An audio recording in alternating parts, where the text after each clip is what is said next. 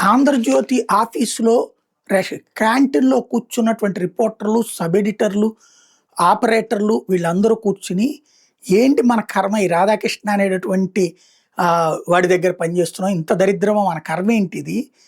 తెలుగుదేశానికి కార్యకర్తలాగా మారాం. మనం జర్నలిజం ఏంటి? ఒకప్పుడు మనం అద్భుతమైన జర్నలిస్ట్‌గా పేరు సంపాదించాము. జర్నలిస్ట్ యూనియన్‌లోనూ మంచి పేరు సంపాదించుకున్నాము. అలాగే సమాజానికి ఎంతో కొంత మంచి చేశామన్న మానసిక తృప్తి ఉండేది.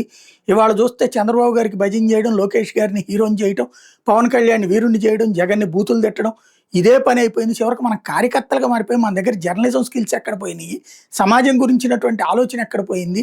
ఇలాంటి దరిద్రపు స్టేజ్‌లో ఎందుకున్నాం? ఇలాంటి పా నాయకుడి దగ్గర మనం పనిచేస్తుంది మన కర్మ కాబోతే అని అనుకుంటారా? నాకు తెలిసి అనుకోరు. ఎందుకంటే ఆ సంస్థ పాలసీ తెలిసినే అక్కడ పనిచేస్తున్నారు కాబట్టి. ఆ సంస్థకు సంబంధించినటువంటి ఆలోచనలను పంచుకుంటున్నారు కాబట్టి, వాళ్ళు మనసు పెట్టి మరీ రాస్తున్నారు కాబట్టి. మరి అట్లాంటిది వైఎస్ఆర్ కాంగ్రెస్ పార్టీ కాపుల మీటింగ్ అయితే, ఆ కాపు నాయకులందరూ మన జగన్ మనల్ని నాశనం చేసేసాడు.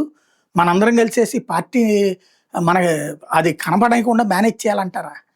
కాపు నేస్తం పెట్టిన జగన్ దుర్మార్గుడయ్యాడా? అలాగే కాపుల కోసం కూడా ఇప్పుడు పెన్షన్లలో కాపులని ప్రక్కన నుంచి పెట్టి తీసేయకుండా ఇప్పుడు రెడ్లను తీసేశారు కదా! అట్లాగే అన్నదాత సుఖీభవ ఇదివరకు 53 లక్షలకి ఇస్తే ఇప్పుడు 47 ఇస్తున్నారు కదా!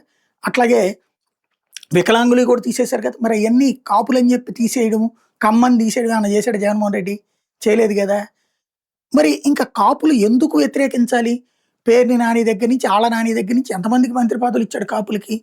వాస్తవంగా ఆ రోజుల్లో నోరు విప్పి మాట్లాడినోడు రెడ్డి మంత్రులు ఎవరు లేరు. కాపు మంత్రులే ఉన్నారు ఆ రోజున. మరి అట్లాంటప్పుడు వాళ్ళకి పూర్తి స్వేచ్ఛ ఉండే, కాపు కార్పొరేషన్ ఉండే, ఇన్ని జరిగినాయి కాపులకక్కడ. మంచే జరిగింది జగన్ టైంలో. కాపులు హైయెస్ట్ ప్రాధాన్యత సంపాదించున్నారు. కానీ వాళ్ళందరూ కాపులకి అన్యాయం చేశాడు జగన్మోహన్ రెడ్డి అని నిన్న కూర్చొని మాట్లాడుకున్నాడు కన్నబాబు పెట్టినటువంటి కాపుల మీటింగ్‌లో. ఇంతకంటే నీచం ఇంకెవడన్నా రాస్తాడా? తిడితే తిట్టారంటారు. కాపోతే అట్లా వాళ్ళు తిడితే అది ఈయనకి దీవెనలు. అప్పుడు తెలుగుదేశం వాళ్ళు చూడు మనోడిని తిడుతున్నారు అని చెప్పి ఈయనకి కాసిన అడ్వర్టైజ్‌మెంట్లు ఇస్తారు.